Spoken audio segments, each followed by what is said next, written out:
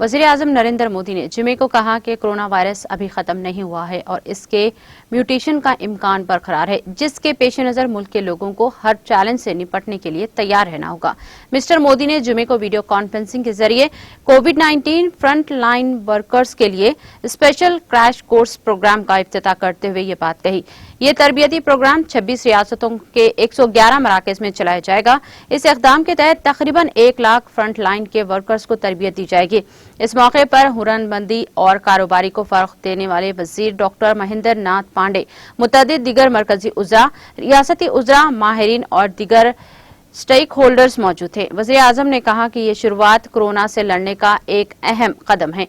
उन्होंने आगाह किया कि वायरस अभी मौजूद है और इसके म्यूटेशन का इम्कान बरकरार है। वज़ीर आज़म ने कहा कि वबा की दूसरी लहर ने यह बता दिया है कि वायरस कैसे कैसे चैलेंजेस हमें दे सकता है।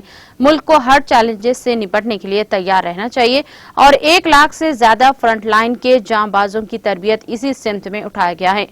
और वज़ीर आज़म ने याद दिलाया कि वबा ने दुनिया के हर मुल्क, इंस्टीट्यूट, समाज, खानदान और लोगों के हौसले को आजमाया है। साथ ही इससे हम जो चौकन्ने भी हो गए हैं कि हमें साइंस, हुकूमत, इंस्टीट्यूट या शख्स की सतह पर अपनी सलाहियत में इजाफा करना होगा।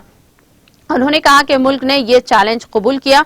कोविड के इलाज और निगहदाश्त के शोबे में पीपी किट, जांच और दीगर मेडिकल ढांचे में हमारी मौजूदा हैसियत इस बात की गवाह है कि हमने इस सिमत में कितनी कोशिशें की हैं। मिस्टर मोदी ने बताया कि दूर दराज के इलाकों में मौजूद हॉस्पिटलों को वेंटिलेटर्स और ऑक्सीजन के कंसंट्रेटर्स मुहैया करवाए जा रहे हैं।